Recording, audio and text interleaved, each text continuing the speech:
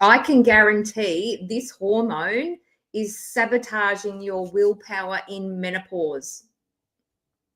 Think about that for a moment. It's not your willpower. There's a little hormone called cortisol, okay?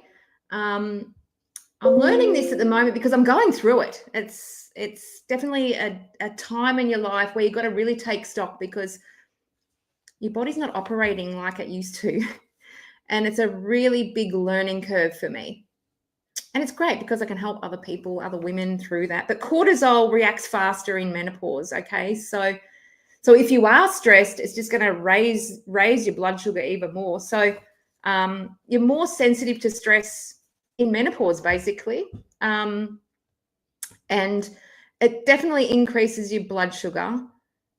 And when your blood sugar increases, that's when you have the triggers like the cravings of salts, sugar, comfort food. Do you remember when you had your period? Like that's when it happened as well.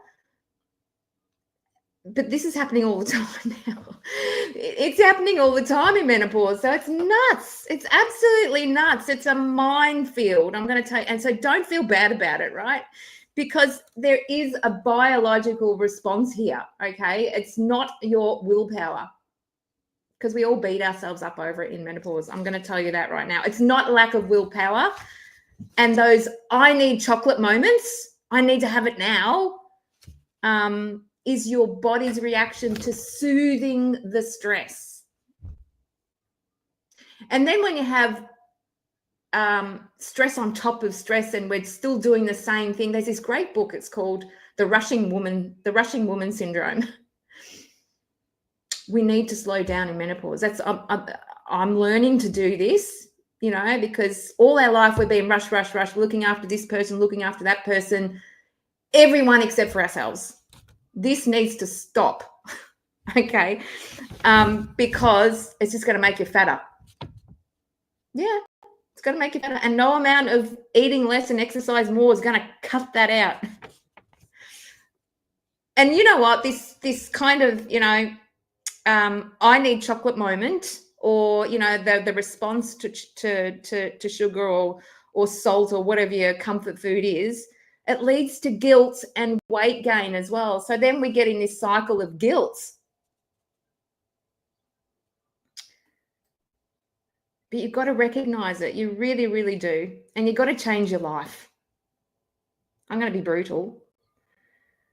You're going to have to put some boundaries up. You're going to have to learn to slow down, right? Or you're just going to get fatter and fatter. I'm hard on you now. And I'm learning this at the moment. It's hard because when all our life we've been rushing,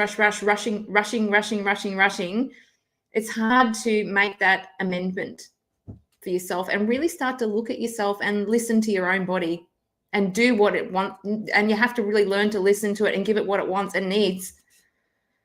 But you can reset the cycle through these, I guess they're calm first tools. You've got to get yourself in a calming state, all right? Or else you're just going to be constantly stressed all the time, high blood sugar, more weight gain, and this kind of just goes on and on and on and on. And it's not all about what we eat. Because you can still get fat and eat well and still get fat. Trust me, I know, because I've been a coach all my life, and I'm just and a fitness instructor and a personal trainer, Pilates instructor, whatever. And when my body was young, it used to do what it was told, but now it doesn't. So these are some reset cycles for you. Like they're calm first tools, all right? So when you feel your body, and you get really frustrated when you're in menopause as well. It's just like you just when those moments hit, that's when the skyrocket cortisol, get fat. All right. So you've got to really go for a walk. I've got a walking pad here under my desk. If I feel those moments are coming, I just walk, because it's walking away from the tiger that's going to grab you. Right. And that what drops the cortisol. Walking really is good for cortisol. It really is. It helps you get into a calmer state. Just walk. If you get into that state, just get on a treadmill, go for a walk, get into nature, calm the farm. You've got to be more aware of this as you're going into menopause. You have to be. It's not like when we were younger, we used to be able to get away with it. We can't get away with it as we're in menopause. I'm going to tell you that right now. Do some box breathing. I don't know if you've heard about the box breathing, or just take 10 deep breaths. All right. I find myself, I'm really, really light in my chest a lot because I'm shallow breathing.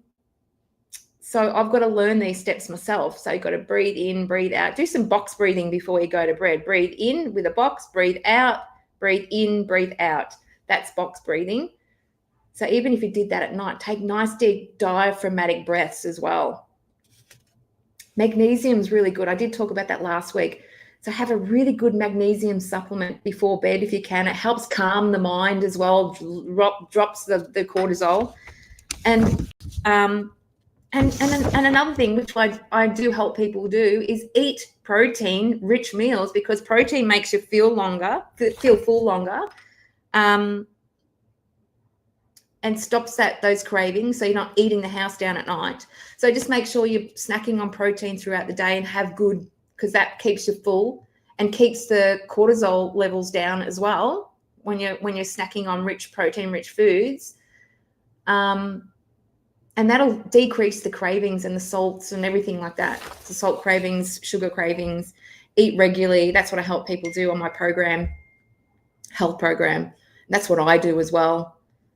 So these are the things we've got to really look into and change.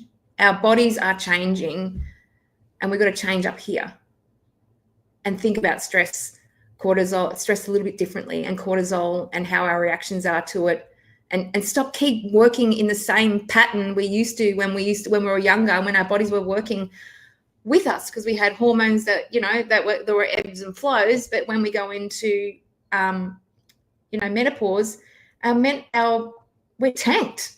We don't get progesterone and estrogen back anymore. They're gone. They're around, but they're gone. They're gone. They left the building.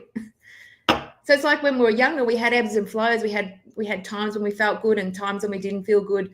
We had estrogen, progesterone. They were working with our bodies, and we would come in with the ebbs and flows, But now we're in menopause, they're tanked.